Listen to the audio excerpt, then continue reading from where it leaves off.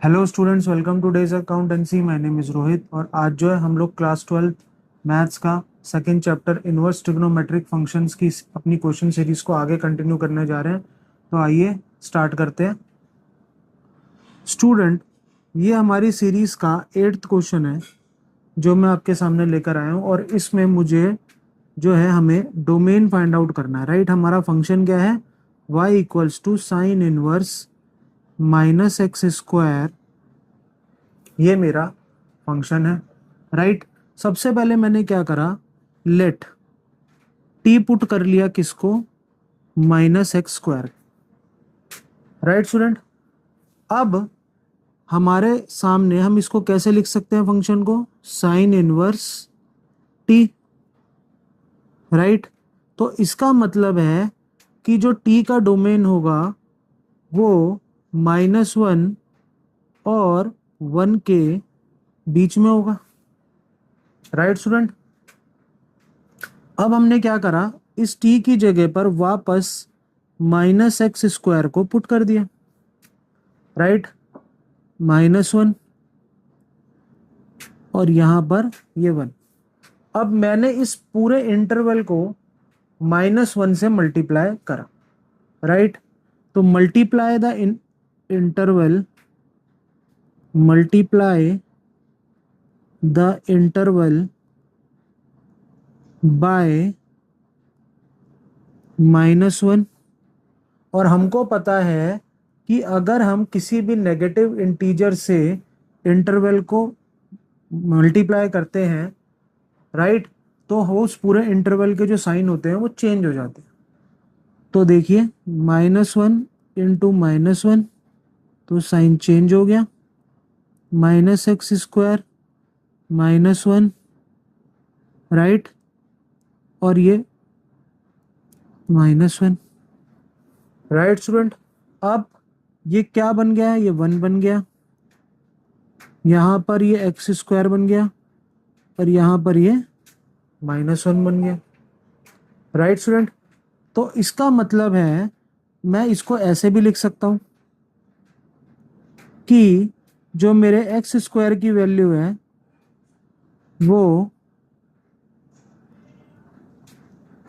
-1 से बड़ी है और 1 से छोटी है। राइट स्टूडेंट, अब आपको एक कंडीशन जो है वो आपको समझनी पड़ेगी कि सीधी सी बात है, इस एक्स स्क्वायर में यानी कि हमको ये समझना है कि x square is greater than -1। Right, this is true. Okay student, तो इसका मतलब है ये भी कहीं ना कहीं क्या है, ट्रू है।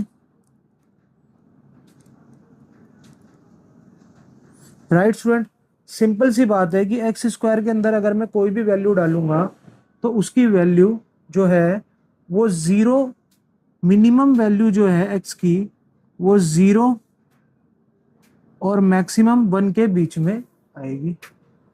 राइट स्टूडेंट, बस अब हमको क्या करना, अब हमने इस इनइक्वालिटी को, तो ये हमारी इनइक्वालिटी तैयार हो गई है। अब हमने इसको इधर से सॉल्व कर लेना है। अब मैं इस 1 को इधर लेकर चला गया, राइट, और मैंने इसके क्या कर दिए, फैक्टर बना दिए, देख सकते हैं आप। राइट स्टूडेंट, अब x -1 तो अगर मैंने 0 के इक्वल रखा तो x की वैल्यू क्या आ गई, 1, और x +1 की वैल्यू को अगर मैंने 0 के इक्वल रखा तो वो आ गई -1। राइट, तो बस अब हमें नंबर लाइन पर इसको प्लॉट करना है और हम इसको वेवी कर्व मेथड से सॉल्व कर रहे हैं। तो -∞, +∞, -1 और ये क्या आ गया, +1। राइट, अब सीधी सी बात है, इस वाले फंक्शन में ये जो हमारा फंक्शन है इसके अंदर हमने 1 से ऊपर कोई भी वैल्यू रख ली। जैसे मान लेते हैं मैंने 2 रख लिया, तो 2 -1 और 2 + 1, तो 2 -1 1 आ गया और 2 + 1 3 आ गया।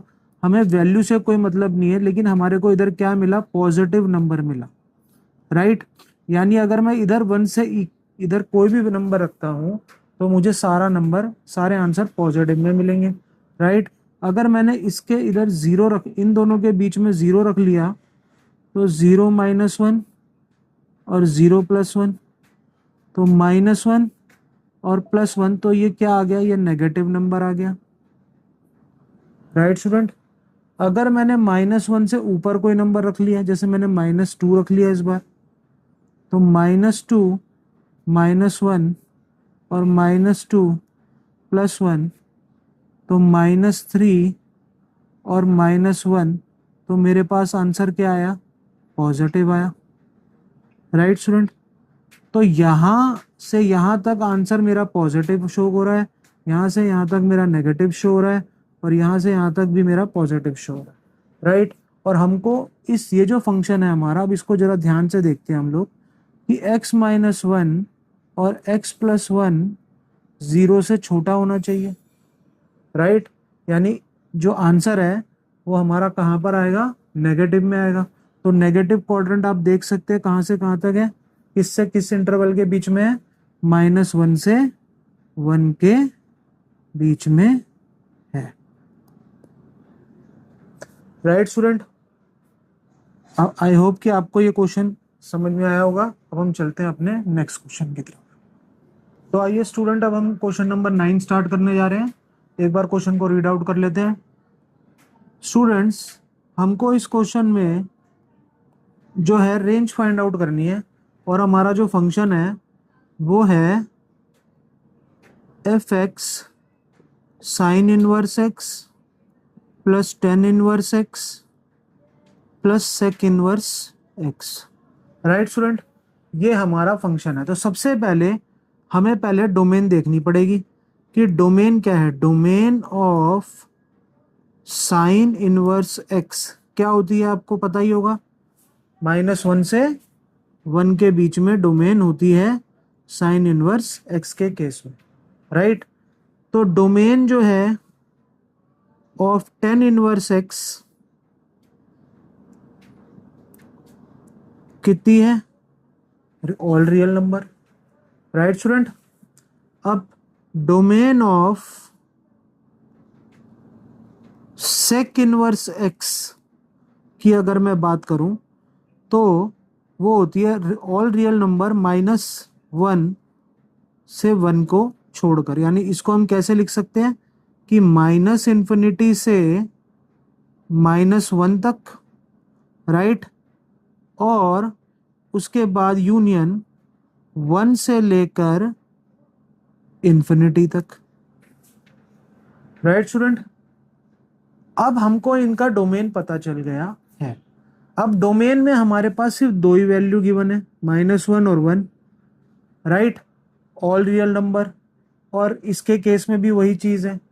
तो सबसे पहले हमें लिखना पड़ेगा एक स्टेटमेंट को, सिंस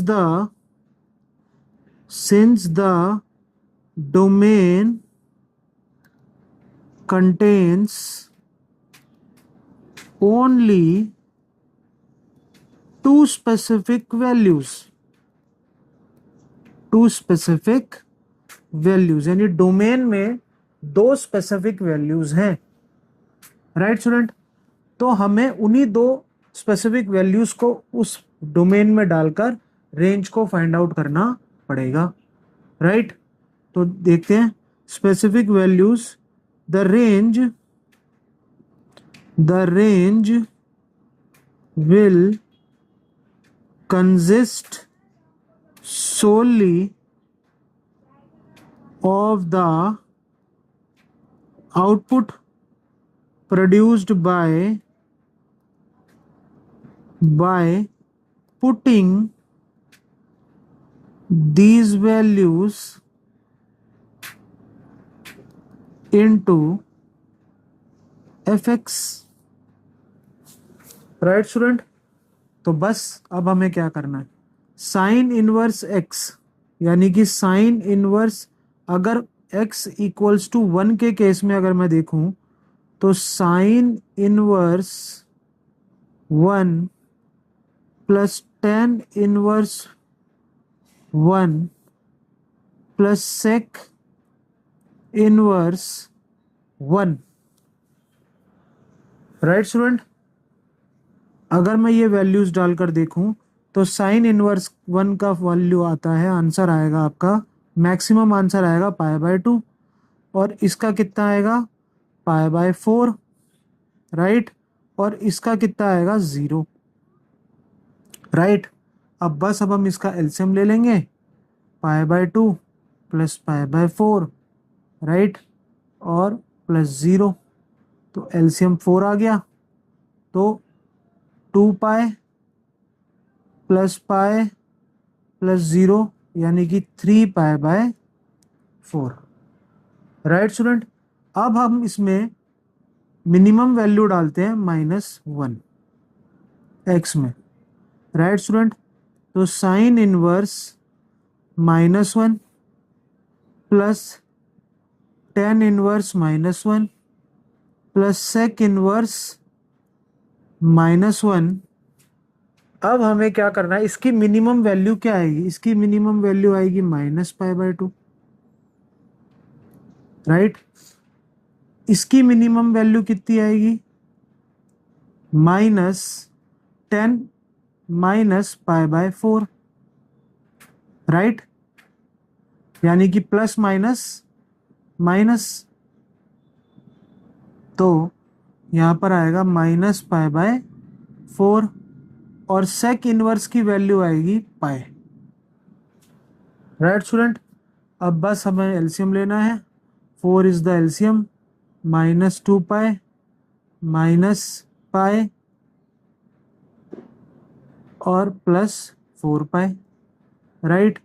तो हमारा आंसर कितना आया, 4π में से 3π गया, तो यानी कि आंसर जो है हमारा, जो रेंज है हमारी वो आई है -π/4 से 3π/4 के बीच, राइट स्टूडेंट। इसका मतलब C is the correct answer, right student. I hope कि आपको ये क्वेश्चन समझ में आया होगा।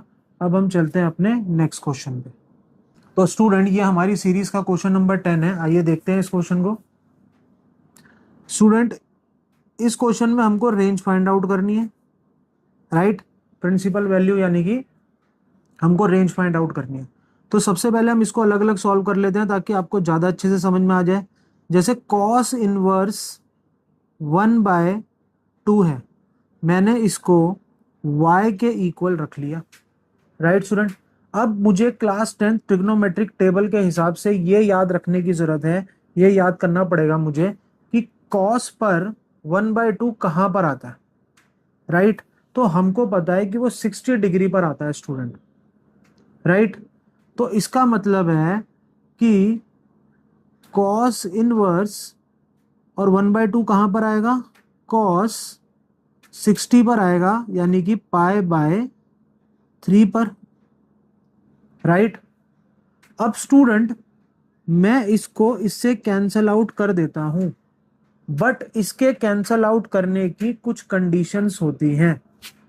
क्या कैंसल आउट करने के बाद मेरा जो आंसर है वो 0 से पाई के बीच में लाई करेगा या नहीं करेगा, यानी जो प्रिंसिपल रेंज है कॉस इनवर्स एक्स की, अगर ये उसके बीच में लाई कर रहा है तब हम मानेंगे कि ये आंसर बिल्कुल करेक्ट है। तो ऑब्वियस सी बात है, अगर मैंने π/3 जो है वो 0 से पाई के बीच में लाई करता है, तो मैंने कॉस से इसको काट दिया, तो हम इसको ऐसे लिख सकते हैं कि π/3 इक्वल्स टू y, यानी कि y जो है ये हमारा π/3 के इक्वल है, और जो y है वो बिलोंग करता है, यानी कि y कह लो या π/3 कह लो या π/3 कह लो, वो बिलोंग करता है मेरा 0 से पाई के बीच में, राइट स्टूडेंट। स्टूडेंट अगर इससे बाहर अगर ये लाई कर रहा होता तो मैं इस कॉस इनवर्स को कॉस के साथ कट नहीं कर सकता था। This is the main reason, ये चीज आपको समझनी पड़ेगी, राइट। अब हम चलते हैं साइन इनवर्स 1/2 पर। Sine inverse -1/√2, right. अब सबसे पहले मैंने इसको ऐसे लिख दिया,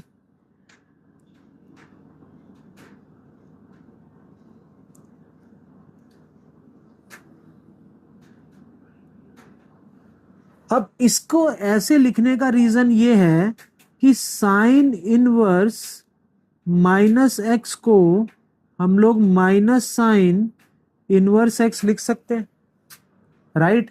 यानी ये जो फॉर्मूला है ये मेन है, इस कंडीशन की वजह से मैंने इसको यहां रख दिया माइनस साइन इनवर्स, राइट। अब स्टूडेंट फिर से मुझे सोचना पड़ेगा कि ट्रिग्नोमेट्रिक टेबल के हिसाब से, क्लास 10th के हिसाब से, क्या साइन पर कहां पर जो है वो 1/√2 आता है, तो वो आता है 45 डिग्री पर। लेकिन हमें तो किस में लिखना है, रेडियन में लिखना है, राइट। तो हम क्या करेंगे, इसको साइन π/4 करा और equals to y, right student. अब मैं इसको कैंसल आउट इससे कर दूं, लेकिन पहले मुझे क्या सोचना है कि कैंसल आउट करने के बाद जो आंसर बचेगा, जो एंगल बचेगा, वो -π/2 से क्या +π/2, यानी जो प्रिंसिपल रेंज है साइन इनवर्स एक्स की, क्या उसके बीच में लाए कर रहा है, तो ऑब्वियस सी बात है कर रहा है। तो इसका मतलब मैंने इसको इससे कैंसल आउट करा और मेरे पास आया π/4 इक्वल्स टू y, यानी कि y इक्वल्स टू π/4, राइट। अब मैं इसको ऐसे लिख सकता हूं, ये मैंने क्यों लिख दिया, क्योंकि मेरा y जो है वो -π/2 से π/2 के बीच में लाए कर रहा है। यानी इसको ऐसे भी लिख सकते हैं कि जो मेरा आंसर है वो -π/2 से π/2 के बीच में लाए कर रहा है, राइट स्टूडेंट। बस अब हमें कुछ करना ही नहीं है। अब हमें जो है स्टूडेंट, एक मिस्टेक हमसे हुई है कि ये जो माइनस है ये हमको इधर लेकर चलना पड़ेगा, तो बेसिकली ये -π/4 है, राइट। बस अब क्या करेंगे, हम इसको सॉल्व कर देते हैं। माइनस, अब सबसे पहले π/3 कॉस इनवर्स का था और ये -π/4, राइट। अगर स्टूडेंट हमने एलसीएम लिया तो ये 12 आया, right. 4π -3π equals to π/12, right student. I hope कि आपको ये क्वेश्चन समझ में आया होगा। अब हम मिलेंगे अपने नेक्स्ट वीडियो में। Thank you so much.